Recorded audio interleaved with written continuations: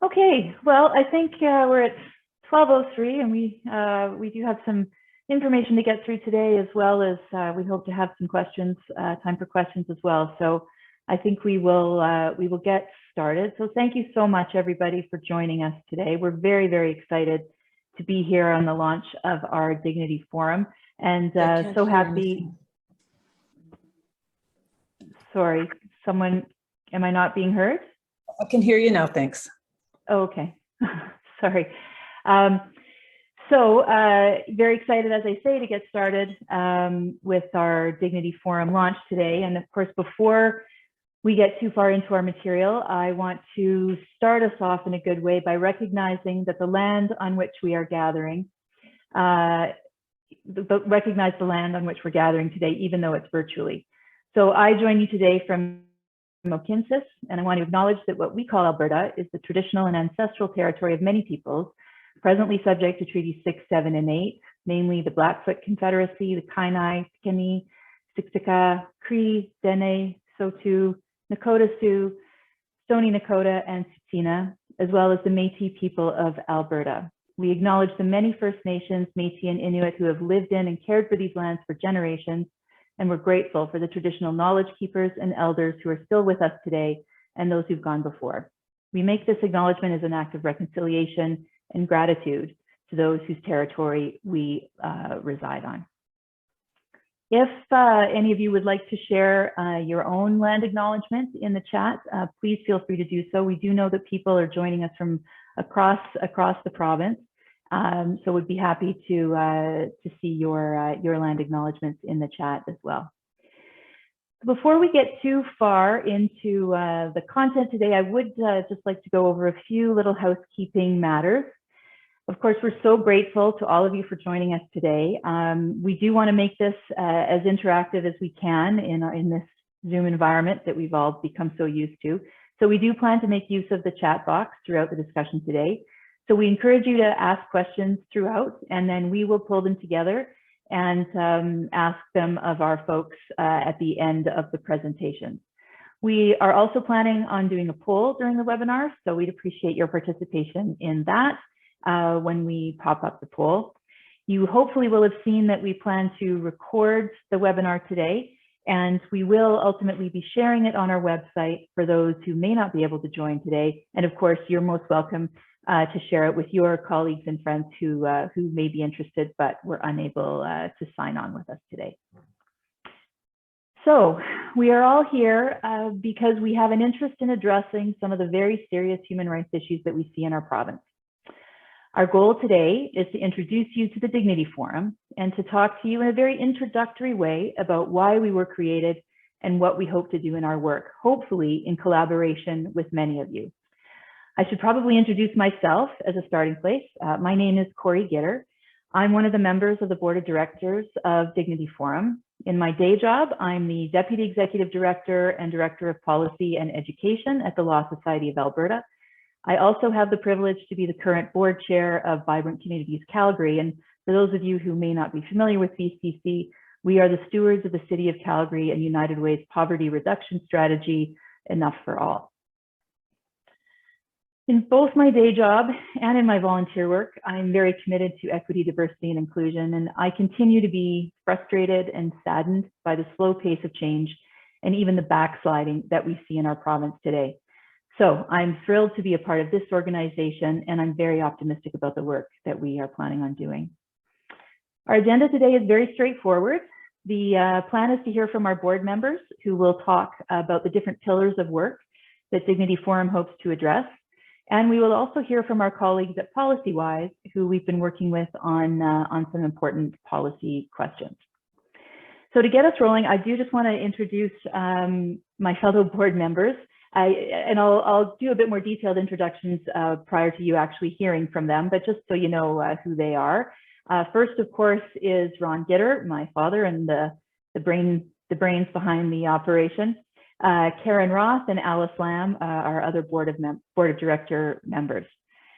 I also want to take this opportunity to introduce and thank the members of our advisory committee.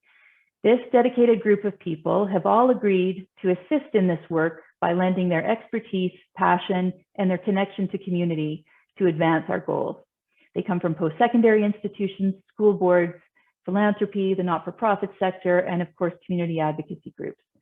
We expect to add more volunteers and if you're coming in, we would love to hear from you. Members of our advisory include Tyler Bankert, John, Kathleen Mahoney, Anne McCaig, Elizabeth Shen, Bebis Seger, Gail Ann Wilson, and Amal Umar. And thanks so much to all of them for, again, agreeing to go on this journey with us and lend us their exceptional expertise. So I've introduced some of our folks, and I'd like to encourage you, if you're interested, to introduce yourselves in the chat. And if the mood strikes, to perhaps share with us a couple of words about your involvement in human rights, or perhaps the organization that you're involved with. So again, just happy to open up the chat for you to share that with us. Okay, so our first speaker today was supposed to be my father, Ron Gitter. He's here, and I am going to introduce him. Unfortunately, he is just getting over a bout of COVID and is suffering from a cough. So he's delegated me to share his words with you, and I'll say a bit more about that in a moment. But for those of you who don't know him, I do want to take the time to introduce him. He is the founder of Dignity Forum and the chair of our board, and he's of course my father. He's been involved in human rights for more than 45 years in Alberta, and was the MLA to first introduce human rights legislation in Alberta, the Individual Rights Protection Act. That was only the start of his advocacy, however, and he's been a consistent voice for equality and human dignity for many years. He's the recipient of the Alberta Human Rights Award from the Human Rights Commission, as well as the Gerald L. Gale Human Rights Award from the John Humphrey Center for Peace and Human Rights.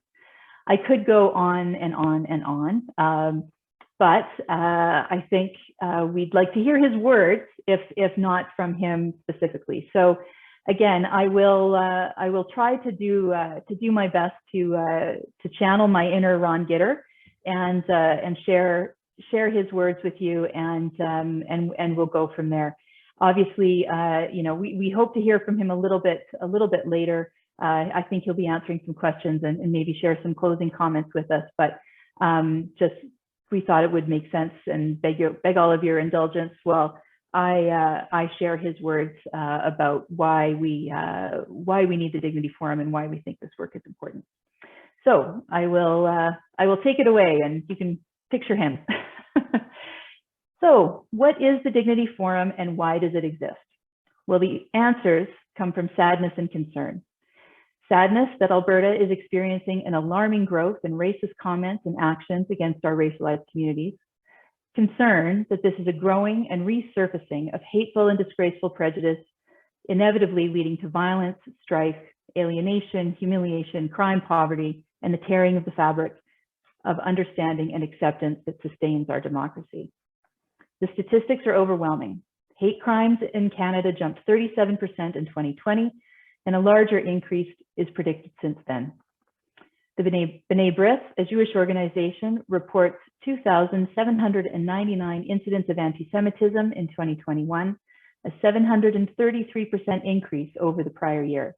In Edmonton, hate crimes have doubled, where Black citizens have been accosted while walking peaceably on the streets.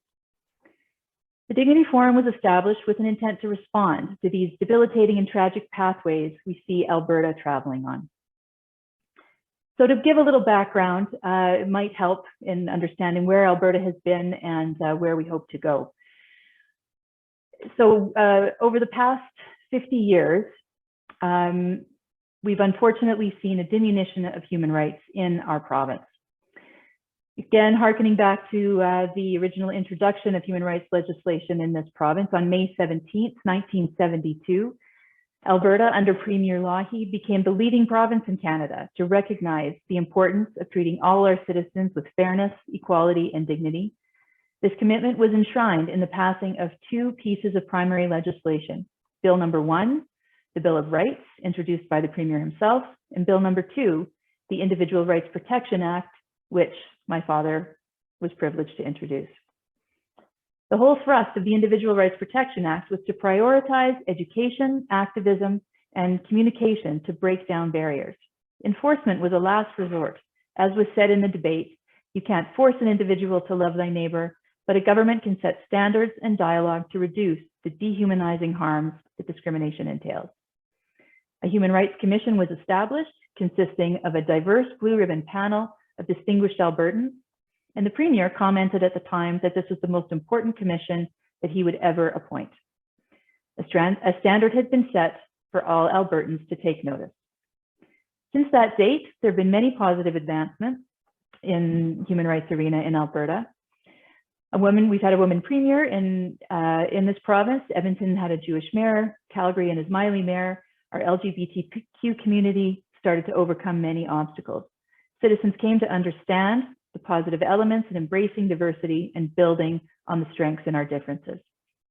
The commission was the engine to promote human rights, and the leadership under Phil Fraser, Yolande Gagnon, and Jack O'Neill, they brought education, communication, and understanding to the forefront in their roles as CEOs of the commission.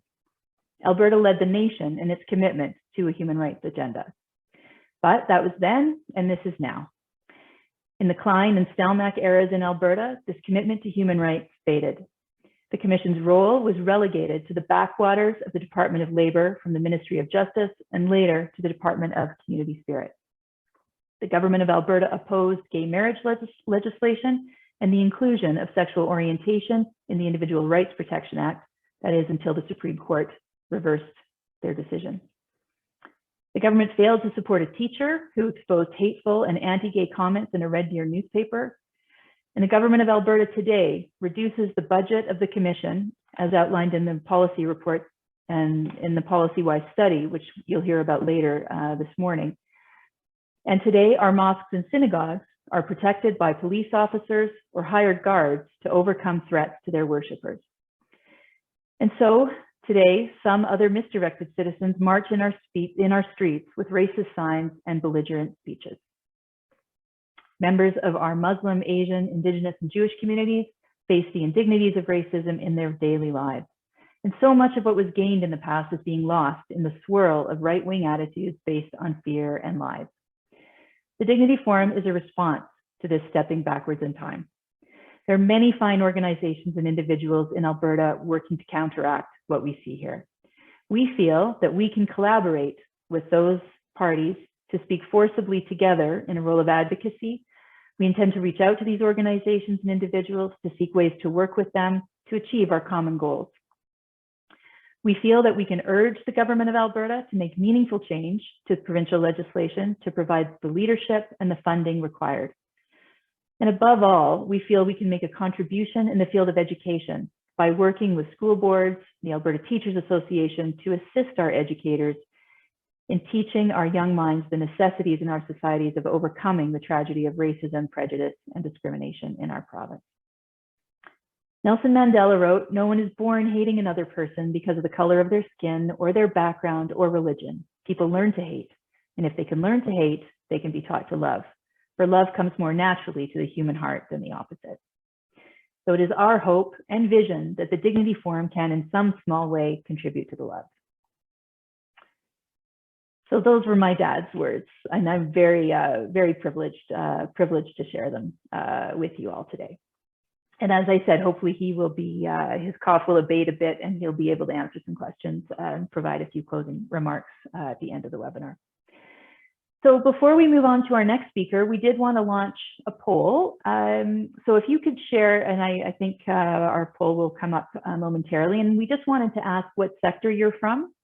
And if you could check the box that applies, that would be great. I think the ones we've chosen are health, education, justice, community advocacy, or others. So if you don't mind clicking where what your sector is, and don't forget to hit submit.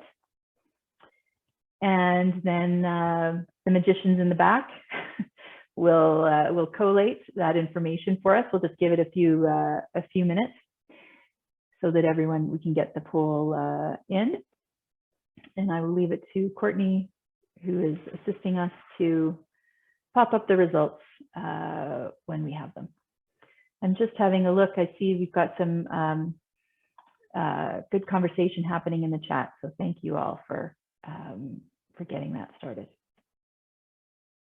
And please, at any time, if you have any questions arising from anything you're hearing, please feel free to pop them in the chat. So here we have our poll results.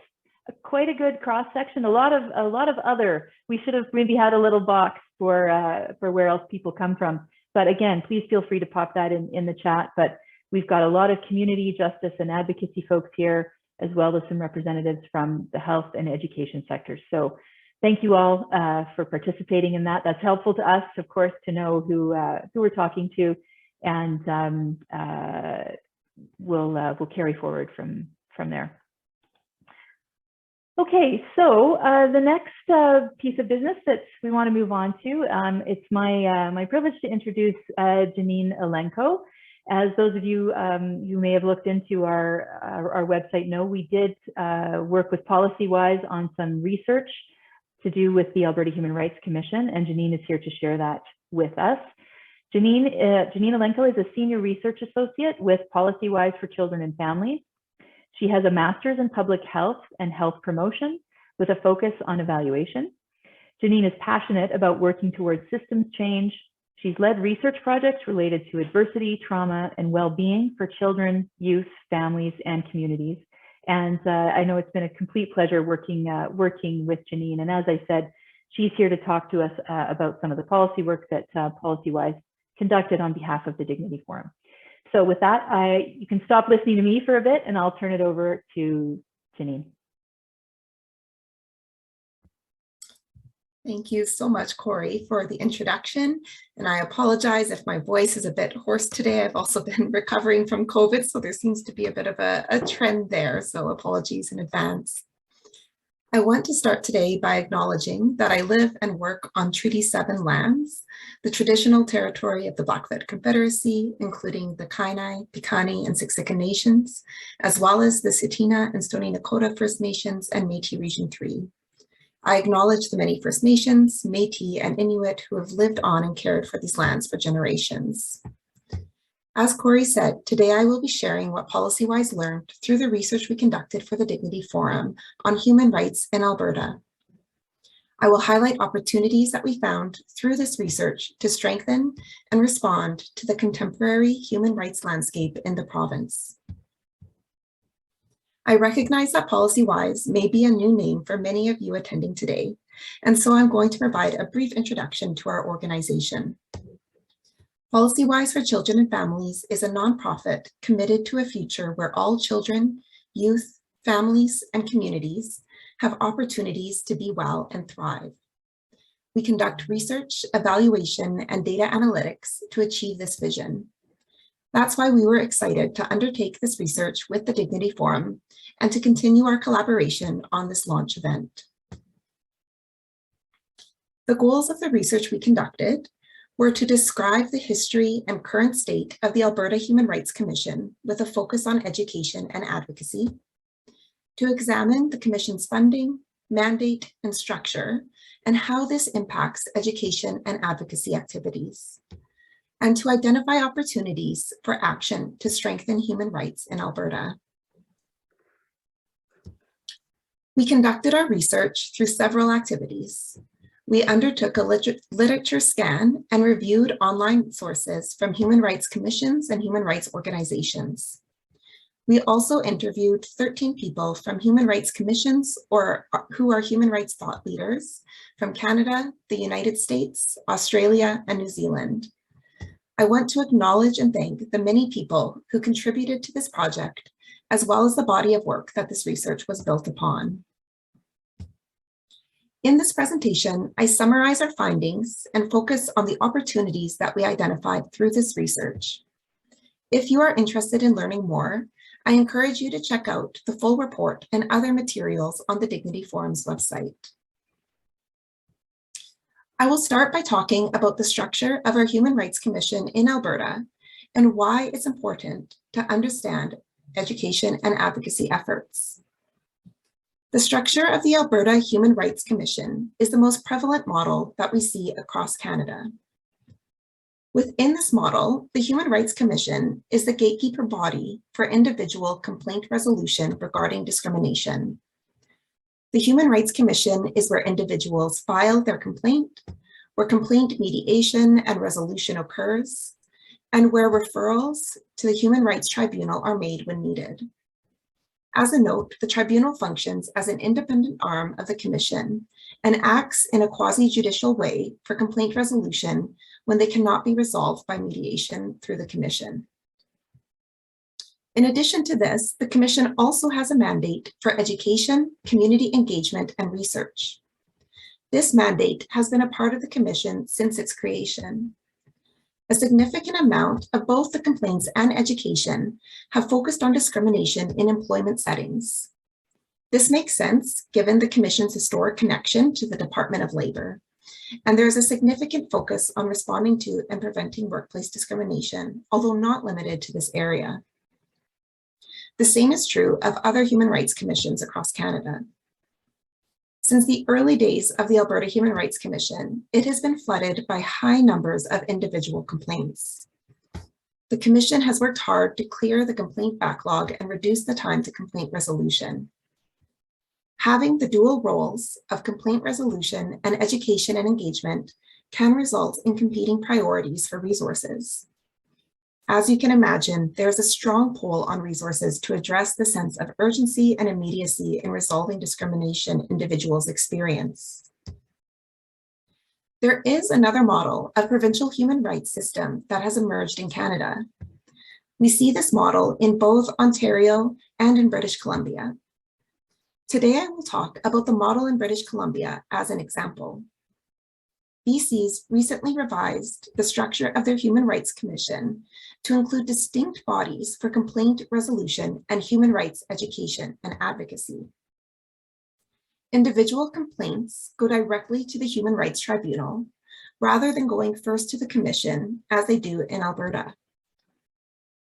In this model, the Human Rights Commission focuses on systemic level human rights action via education, policy development, and public inquiries. The ability to launch a public inquiry is something I want to emphasize. This role is not typically within the mandate of human rights commissions in Canada, including in Alberta. The power of inquiry enables the Commission to investigate community-level human rights violations, which strengthens its capacity for systemic action. Overall, the separation of the tribunal and commission that we see in this BC model ensures dedicated resourcing, including funding for human rights education and advocacy. Next, I am going to talk about the reporting structure of the Commission and why it matters. We'll return here to look at the Alberta Human Rights Commission, which I remind you is the most common structure in Canada. It reports to and receives funding from the Ministry of Justice, which makes sense as human rights are a matter of justice and fairness. However, we heard that reporting to any ministry, including the Ministry of Justice, can impact perceptions of independence between the Human Rights Commissions and the government. In the recently revised BC model that I've introduced, the Human Rights Commissioner reports to the Legislative Assembly. The Legislative Assembly is an all-party committee. This increases the independence of the Commission. This independence gives the Commission a greater capacity to act on structural roots of inequity and discrimination, and includes the ability to respond to and be critical of the government when needed. You can see the potential impact of the different models of human rights commissions operating in BC and Alberta through what is front and center on their website. On the BC Human Rights Commission website, there is a powerful call to action related to systemic discrimination, which highlights their focus on advocacy and education for systemic change. We know that Albertans also care about systemic issues. On this slide is a summary of the findings from a recent report published by the Alberta Human Rights Commission. It outlines Albertans' priorities to human rights in the province. Through extensive engagement, the Commission heard that Albertans care about systemic bias and institutional barriers, access to basic needs and services, and increasing awareness of rights and responsibilities to prevent discrimination. The Alberta Human Rights Commission had a dedicated fund to support community engagement and education that ran for over 20 years. The fund provided grants to nonprofit organizations, public institutions, and communities for projects that address social exclusion, inequality of opportunity, discrimination, racism, and other community-identified human rights concerns. Through this funding, the Alberta Human Rights Commission helped to build community capacity for human rights leadership and advocacy. An example of this can be clearly seen through the Coalition's Creating Equity initiative. You can find more information about this initiative on the Commission's website. Unfortunately, this fund was dissolved in 2019. While the financial value of the fund, approximately $1 million per year, is small in the broad scope of government budgeting, it was significant for the Alberta Human Rights Commission, whose expenses have been continually declining since 2018. When we look at a national level, Alberta has lower per capita funding for the Human Rights Commission compared to the average. The underfunding of human rights commissions is not unique to Alberta. It is something that we heard or read about consistently across provinces. The lack of funding, along with increased public awareness of human rights and an expansion of the grounds for discrimination in human rights acts, have increased stress on complaints resolution. What this means for Alberta and other provinces or territories with the traditional Human Rights Commission structure is a strain on resources and competing priorities between resolving individual complaints and undertaking education and engagement to affect systemic change. I'll switch our focus now to highlight several opportunities to strengthen human rights in Alberta that we identified through our research. The first opportunity relates to advocacy. For example, to advocate for structural change and dedicated funding for the Alberta Human Rights Commission to increase capacity and independence for human rights education, research, and advocacy. The second opportunity is to collaborate for change. There are many organizations throughout Alberta doing great work to strengthen human rights. Collectively, driven by the community voice, there is opportunity to further systemic human rights issues. The third opportunity is to enhance human rights education for young people in Alberta. This includes supporting curriculum development, providing opportunities to engage in human rights conversation and experience for students, and to provide training and resources for educators. If you are interested in learning more about the findings and opportunities I shared today, you can access the full report and additional resources on the Dignity Forum website. These resources include an advocacy brief, as well as a resource on guiding practices for human rights advocacy. You can also reach out to me with the email address provided on the screen with any questions that you have. Before I pass it back to Corey, I'll ask you to add any initial reflections or thoughts on the research that I shared presented in the chat box. And back to you, Corey. Thanks so much, Janine. That was a great summary of the work. And I do encourage everyone to have a look at the full report. It's a very thorough and well done piece of work. And we're grateful to our partnership with PolicyWise for doing that with us. And just to reiterate, if you do have any reflections on what you've heard from Janine, please feel free to share them in the chat, or if there are any questions, as I've said, we will be collating them and bringing them back to the group once all the comments are complete. So moving along to our next board member, I'd like to introduce my aunt, Karen Ross. Karen has had an amazing career as an educator with a passion for teaching English as a second language to students from kindergarten through to adulthood.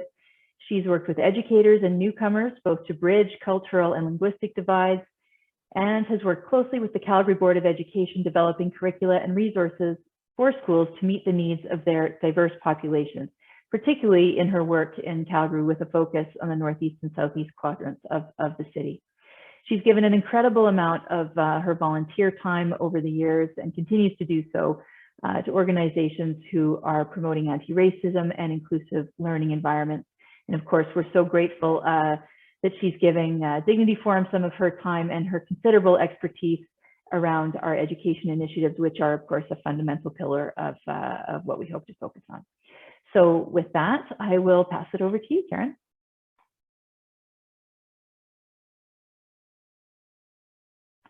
You have to come off mute. Wouldn't be a webinar unless we said that at least once. Thank you and good afternoon.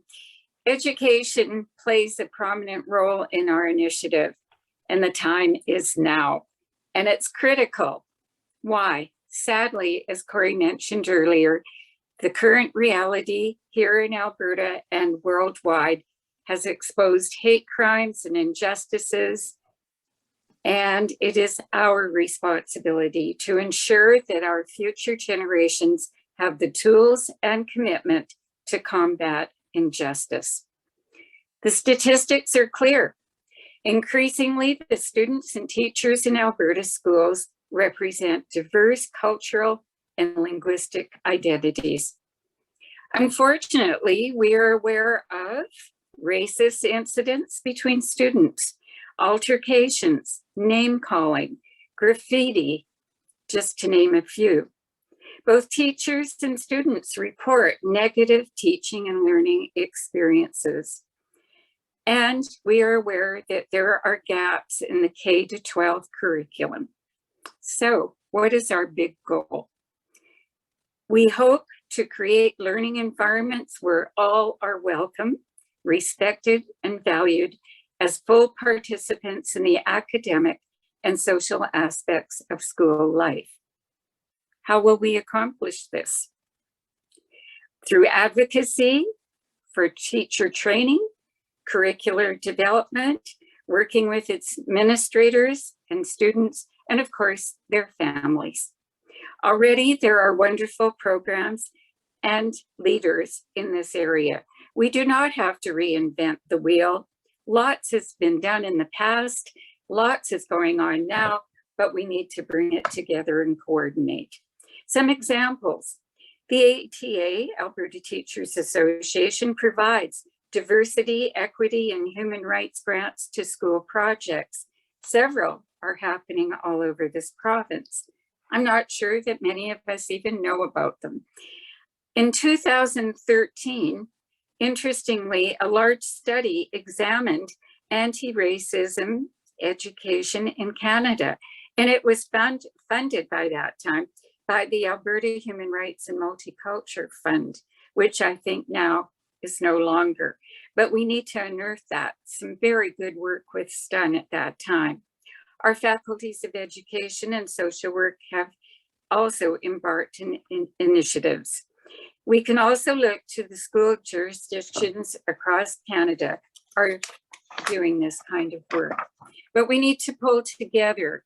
We need to ensure that here in Alberta, we have cohesive sets of programs, documents, and resources. Of course, we realize this will not happen overnight.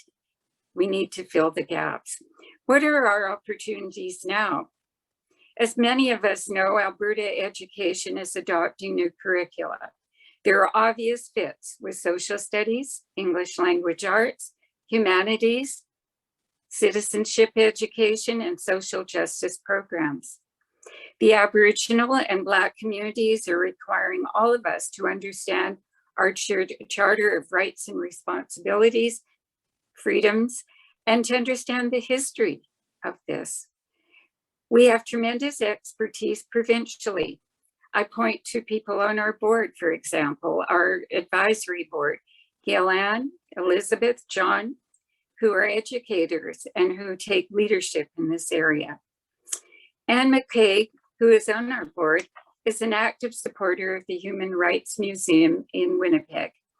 The museum has a vibrant K-12 education program, and they are most willing to share that with us. In 2 weeks, 4 of us have been invited to visit the museum and meet with the developers of their educational materials and their programs. This is just a beginning. By examining current gaps and opportunities, we require collaboration to build on our strengths and move from intentions to action. The Dignity Forum believes that we have the expertise here.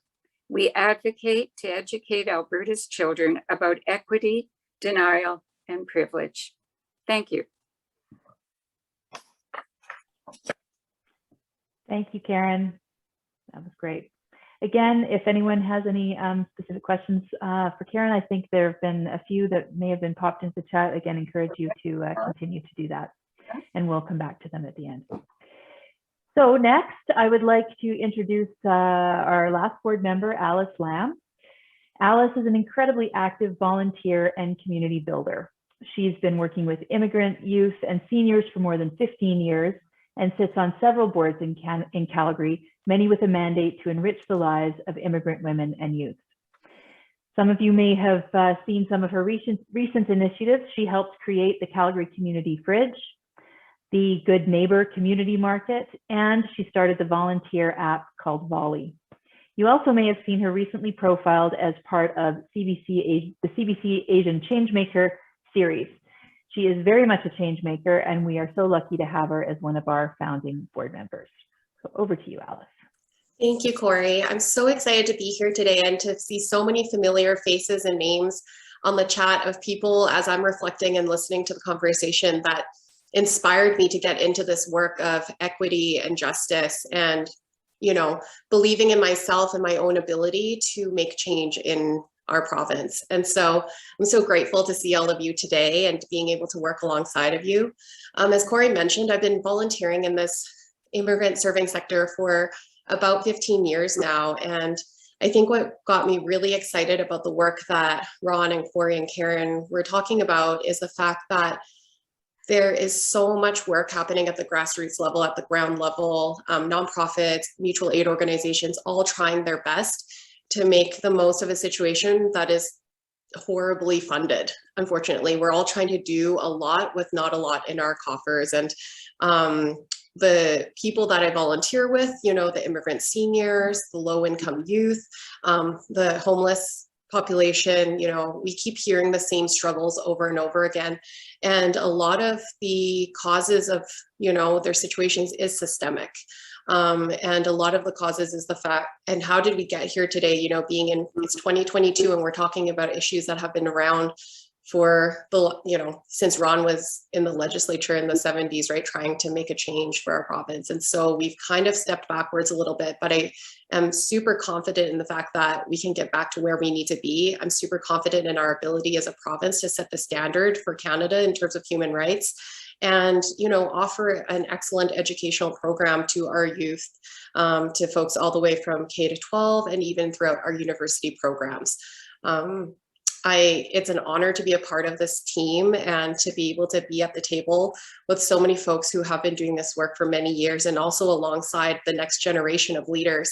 There's quite a few on this call today as well who are under 18, who are understanding the urgency of the situation and why it's so important that each of us get involved and that each of us become champions for this.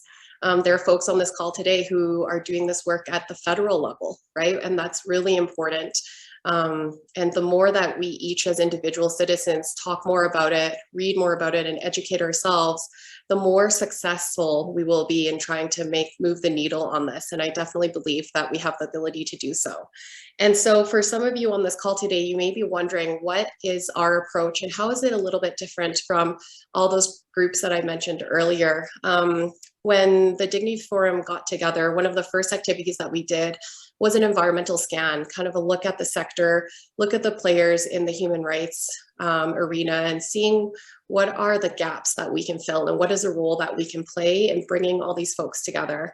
I think many of you who have been involved in the nonprofit sector, you're burnt out, you're tired, and there's a lot of work that needs to be done that isn't easy to do when you have lives in front of you that you have to respond to right away, you know? So a lot of times I hear from my colleagues in the nonprofit sector, we're constantly trying to play catch up. We would love to make policy change. We would love to be a part of the table when talking about passing bills or thinking of systemic solutions, but either we're not asked or our comments are not, you know, listened to, or we're just plain tired of saying the same thing over and over again without follow through and without action. I know that there are a few MLAs in the audience today, and I think that you probably have the same feeling where you want to advocate and you want to fight for something, but it kind of just falls on deaf ears, or, you know, session ends and it's forgotten about, right? There's not enough support. And I think that now more than ever, given the situation that's arose out of the pandemic and the demonstrations that we've seen in the streets that have really impacted a lot of people, both on a physical and mental level, the time is now to really try to, you know, bring some systemic change and really advocate for a different system for Albertans, because this is the time. Otherwise, it'll just keep getting worse. And I think it's so sad that, you know, the situation that I was in as a youth, as a child of refugees, that I can't believe that kids these days are going through even worse than what I went through, you know, in terms of bullying, in terms of their parents losing their jobs. It's terrible, right? And so what we really hope to do is provide a space for organizations to share their perspectives and, you know, hopefully put together some actionable steps and be that voice for them at a policy level. Continue to work with folks like the at PolicyWise to really provide suggestions and solutions. We're the first ones to admit that we don't know everything, and we're still in the very early stages of creating our identity and creating our place in the sector. And we definitely don't want to reinvent the wheel or you know, be repetitive of the great work that a lot of organizations are already doing. We want to support and we want to just raise more awareness about this. And so that's kind of our approach. And as you heard Karen talk about, we definitely want to create an educational program for schools and work closely with the teachers associations and the school boards in order to do that, because I think that the education piece, just like financial literacy is really important, civic literacy is really important. The anti-racism training is really important as well, and providing that the resources to implement a program is something that we can do. And so that's basically what I wanted to talk about in terms of how the programs and how we're a little bit different and how we want to identify ourselves. If you want to keep engaged with us and you like what you've heard today, I recommend that if you take a look at the PolicyWise white paper that was created, it's listed on our website. Marissa has put the link in our chat box. Really take a read through it. It's very interesting, very insightful. Please share it with your colleagues, with your staff, with anybody who may be interested. It's a lot of good work. And following, we are planning an in-person forum in the fall. It's slated for October 22nd. It is a Saturday, and we hope to invite members of the Human Rights Commission from BC and Ontario to come give us a comparative analysis of how they do things there, successes, you know, trials, things that they would do differently, so that we can hear from them and their experience, as well as having a keynote speaker from the Human Rights Museum in Winnipeg. So that's going to be hopefully distributed to all of you. The invites will be distributed to all of you today in the near future. And we hope that you can join us. And then as well, if anything you've heard today struck a chord with you or inspired you to provide feedback to us, like, please do so and reach out. I think we'll be putting our contact information into the chat box as well. Like I said earlier, we don't know what we don't know, and we love receiving resources, papers, publications that we can share in our newsletter as well with folks who are interested in this topic. So I will leave it at that and, you know, open the floor to Corey. Thanks so much, Alice. You've articulated so well where the space we hope to fill, the gaps we hope to work on, and I get excited all over again just listening to you talk about it. So thank you. So that sort of concludes our formal presentation part of the program. We would be happy to take some questions, and I think some have been going in the chat along the way. we have our friends at PolicyWise who are helping run the webinar and everything. And Nicole Glenn from PolicyWise has been monitoring the chat and questions as they've come in. So I think Nicole is going to pose the questions, and then whichever member of our little fledgling board wants to jump in and answer, we'll turn it over to them. So Nicole, have you got some questions for us? I have some questions for you, Tori. So I encourage everyone to continue to put them in the chat box, and I'll continue to post them as we go. But maybe we'll start off with a question around, I think this is probably specific to the research, around whether or not the work included the investigation of the intersection of climate change and human rights, and how this exists or not in the curricular school programs for K to 12. And the comment around was that awareness of this connection will be critical for human rights work in the future, especially for marginalized and racialized groups. So I hope that was clear in the way I've asked it. It's really about that connection between education, curricula, and climate change and human rights. I might ask Janine to jump in on that one if you're willing. Yeah, I'm happy to take a first go at that question. Our research did not look at that within the scope. It was very much looking, historically and current state of the Human Rights Commission. But I do think that you've raised a fantastic point, and that's really where we're starting to see increased awareness and shift to systemic human rights issues. Because although resolving individual complaints is important, it will always be important. We need to be able to protect and uphold human rights. There's a really significant need to look at the multiple intersections that human rights have with other systemic issues that we face as a population and within Alberta. So a really interesting point for a future research project, and especially how it relates to curriculum revisions as well. So thank you for posing that. So the next question reflects sort of a culmination of a few that I've seen come up in the chat, which is how people on this call, others might be able to get involved more actively with the Dignity Forum. So, is there space for MLAs? What does it look like to be maybe part of your advisory board? So maybe if you could speak a little bit more to how people can get involved in various levels. Thanks, Janine. Alice, do you want to jump in on that one, or do you want me to take it? Sure. Yeah. Our advisory board, basically how it started was we reached out to our friends and colleagues that we knew were passionate and leaders in this work. We tried to make it as diverse as possible, but we definitely have room for more. And I think it's definitely a situation of the more the merrier. How it works for the advisory committee is we hope to gather the group, once every quarter to kind of do a check-in, but also to ask for advice, feedback on projects that we're working on, and really to help disseminate information to their networks, because you are seen as, respected stakeholders in your areas of expertise. And so we absolutely are open to anybody who's interested to please get in touch with us. Yeah, and we're very fresh, so, please bear with us as we get our bearings. So Thanks, this is a question, it's a specific question, but relates to that kind of level of engagement.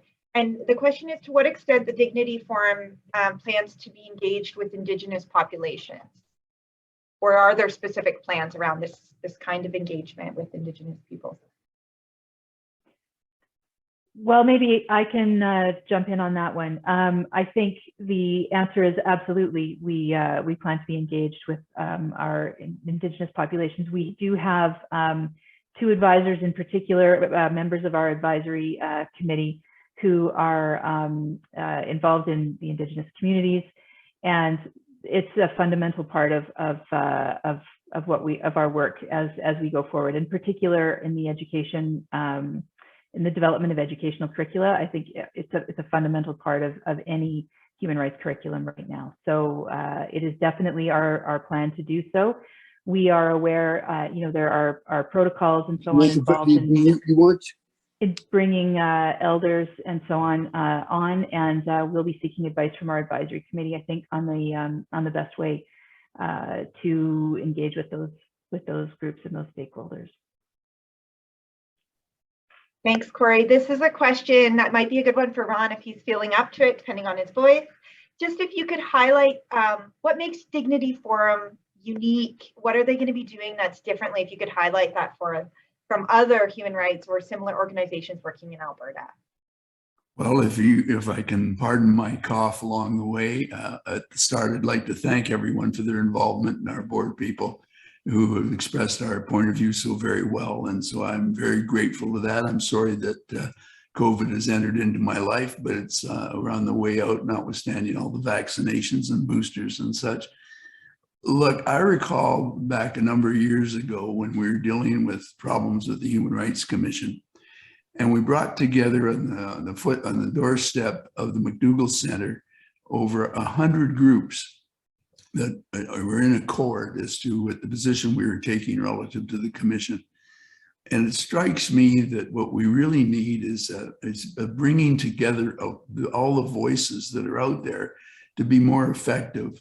The difficulty you have when you have a lot of different groups is that their views get disseminated. They aren't as forceful as they could be because they don't have the resources and the collaboration that's necessary. So that to me is a gap of being able to express our human rights agenda and advocacy and things in dealing with government and the like as a stronger voice. And it'll be our hope, and we may be naive in this, but it's our hope that we can work with groups to get together. So for under umbrella areas where not the specific areas that our groups deal with, if it's Black Lives Matter or the various specific groups that are there, but under a broader umbrella that we can collaborate and come together in a cooperative way to speak out in the areas of our concern and where we need to see remedial action.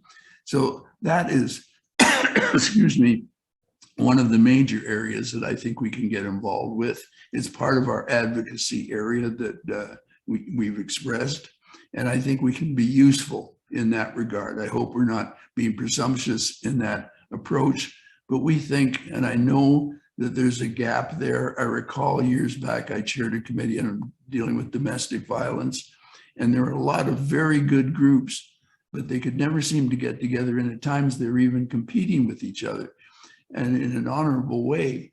And so one of our recommendations was to create a body that would speak for all of these groups, and City Council did that and brought ACAV into operation. And I think it was successful in getting a stronger voice to deal with violence against women and domestic violence in those areas. So I think really what we can do here is try to bring groups together. We've expressed our point of view on education, which Karen, excuse me, and Alice have well enumerated. But we're hopeful that we can be meaningful in our approach. We're young, we're just getting started, but we're on the way, and the reception we've received has been very positive, and we intend on carrying our visions forward with the support of our community. Cough, cough. Thanks, Ron. And that actually leads really nicely to my next question, which is about that engagement of the broader community and the larger community. How does the Dignity Forum plan to undertake that engagement? I could take that one while Ron coughs. Yeah. Please do. Yeah, so as I said, we are still getting started. We definitely want to make sure that the general public knows about this important work that we're doing and the individuals that we've engaged. I think the one thing that we've seen happening in the sector is that there's a lot of conversations, really good conversations happening behind closed doors. And we'd like to open that a bit and allow for your average Calgarian or Albertan to be involved in these conversations and giving people more of a space to kind of hold these thoughts. And so, you know, right now our focus is on the forum that is, you know, open to the public to attend if, you know, given capacity limits. But that's going to be one of our first kind of big events to kind of introduce yourself to the, at least in the Calgary community. Edmonton folks are invited as well. We're going to try to have kind of a web conferencing component just to make it as accessible as possible. But into next year, that's when you're going to see us really flesh out our education programs for the school boards, but also hopefully plan some sort of more quarterly type of, or maybe it's semi-annual events where we can engage the public further in these types of conversations. But our priority is definitely translating what we hear from the public and through our research into legislation, right? So that's what we want. Our main goal is to make change. Thanks, Alice. I have a question that might be a good one for Karen to respond to around the education portion of your work. And wondering, Karen, if you could elaborate a little bit about how you think this could get integrated into or envision it being integrated into, for example, a curriculum. So would it be at a single grade level or something that maybe is across the grades? If you could let us know a little bit more about that. Thank you. It's not a good idea to think of a one of specific to a grade. I think this has to span K to 12. It has to be cumulative. It has to be inclusive. And it's not just a curricular. We need to embed it, but we need to get on board with school initiatives. We need school board initiatives. We need to educate, and I don't know if that's the right word, but our school leaders, whether we're talking about administrators or teachers, absolutely, we need them to be on board to walk the talk before we start doing the curriculum. But we have opportunities right now. As I mentioned before, there's been a lot of discussion, as I think all of you are aware, about the current curricula, needs for improvement. I think this is a wonderful time for us to jump in on that. I hope that we can engage our faculties of education. And I know there are some initiatives going on there. If we could come together, learn from each other, but move forward on it. So I'm certainly not suggesting that, you know, in grade 3, we'll do this and then it's done. No, this is going to be a lifelong project and it's going to encompass all grades. Thanks, Karen. I just wanted to encourage people again to add to the chat if you have any more questions. And also I noticed some people were doing it, but I'll encourage others to do it as well. That if you have any ideas about how you foresee your organization or your role and collaborating with Dignity Forum, we'd love to hear your thoughts on that as well in the chat. So just encourage people to use the chat function. We'll be looking at it very carefully. And any other questions that you have. In the meantime, I was wondering if one of you might elaborate on what kind of advocacy do you envision the Human Rights Commission, with proper funding, maybe with sufficient funding, would be able to undertake or would focus on outside of education, for example?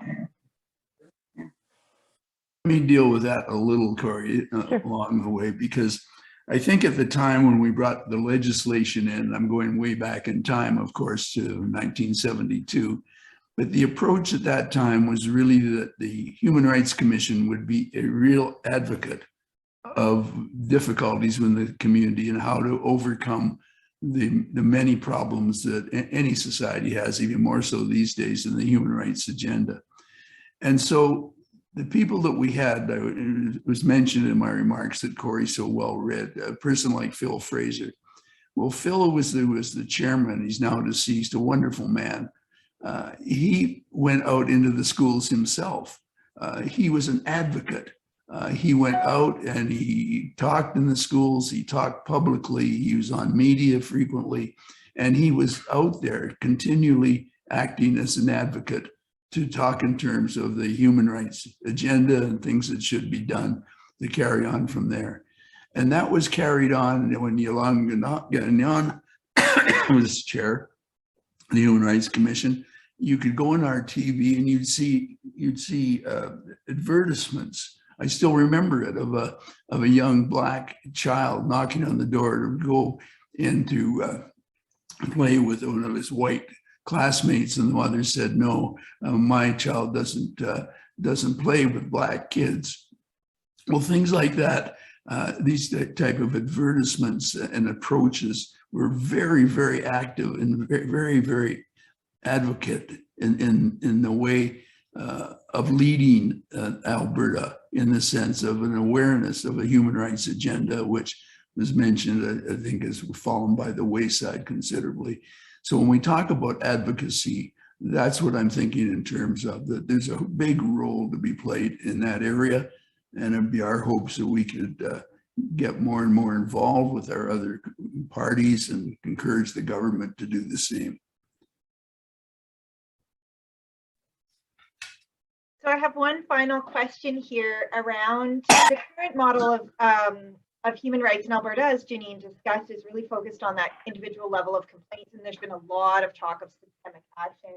So wondering if you could comment again on why that model of individual complaint resolution is maybe insufficient or not the norm going forward and how things are changing. Janine, do you want to start on that and we can maybe build on it? Sounds great, Corey. Yeah, that's a great question. And as I said earlier, the need for individual complaint resolution isn't going to go away. We need to be able to uphold the human rights that are stated in the Human Rights Act. So that is and always will be an important component. However, we need to start looking farther up the river. How do we start making these broader community, provincial level changes so that discrimination isn't happening in the first place, to help create a better environment for all Albertans? And so I think within that, it's looking at ways to support dedicated funding, dedicated resourcing to allow more of that education and advocacy work to happen at systemic levels, because, you know, we see this happen in other sectors as well. I know Alice alluded to this. When you have individuals in front of you that need help, resources get pushed in that direction. You need to resolve these immediate individual complaints for the human rights violations they've experienced. So there really is a need to have dedicated resourcing to allow that greater systems policy changes to happen. So I'll pass it back to you, Corey. Thanks, Janine. I might just build on that briefly to say that, you know, I think our view is that a well-funded, well-organized with Human Rights Commission that reports directly to the legislature and has a focus on these issues is so well situated for systems change, right? Because it can have that province-wide voice. It can have the power of a Human Rights Commission behind it, and that even though many of us are passionate about these issues and we do hope to bring our voices together, at the end of the day, for systems change, we do need to have a voice like the Human Rights Commission empowered to advocate and with government in an even stronger way. So I think you know, we are hoping that we can, in addition to our own advocacy, advocate, I guess, for strengthening that element of the Human Rights Commission, just because they are, at the end of the day, the best situated to advance, we think, some of the really important system change that we need to see. Thanks, Corey and Janine. So I'll pass it back to you now. Corey, that's it for the questions that I have. And just reminding people to add to the chat if they have any thoughts and ideas or anything they want to share, especially how they'd like to be involved in the future. We'd love to hear it. Thanks so much for your help, Nicole. That was great. It'd be tricky for me to be reading the chat at the same time, so I really appreciate your assistance there. And thank you to everybody for all those excellent questions, and of course to our learned board members for their replies. So I guess we're going to start to come to a close here, and as we've encouraged throughout, we might ask that as you're reflecting on what you've heard here today, if you see potential opportunities to be involved and collaborate, if you have initiatives that you'd like to bring to our attention, we would love to hear from you. I think Marissa has been regularly populating the chat with our website, with our admin email, and we are going to be developing a newsletter that we hope will start to come out pretty regularly, perhaps in the summer, but maybe in the fall. So really, we do want to hear from you. We want to hear if we're on the right track. We want to hear about your ideas about, you know, directions that we could go. And we would ask you all to stay tuned for our conference in the fall. I suspect we may be tapping some of you to perhaps even assist in pulling that together and maybe giving us recommendations on speakers and so on. So again, thank you all so much for your attention and for your engagement and interest. I really want to thank the PolicyWise team, in particular, starting with Naomi Parker and Janine Malenko for their work on the policy paper, Janine's in particular. Obviously, that's been an important grounding document for us, and we so appreciate their work there. Also to Nicole, Glenn, and Courtney Lundy, who've been helping us plan this webinar and have been instrumental in allowing it to roll out smoothly. So again, thank you so much to all of those folks who've helped us, and also to our new program administrator, Marissa Hunter, who's been keeping us all straight and moving things forward. We know we're going to rely on her even more in the weeks and months to come. So remember, we did record this webinar. We will be posting it on our website, and we hope that you will consider attending our fall conference, and as I said, maybe even get involved. So I don't think that it should be me having the last word. I know he's battling his cough, but I think we're going to ask my dad, Ron, to come back on and share. I hate giving him the last word. You have to know that, but I think it's appropriate today. So I'll pass it over to you, Dad.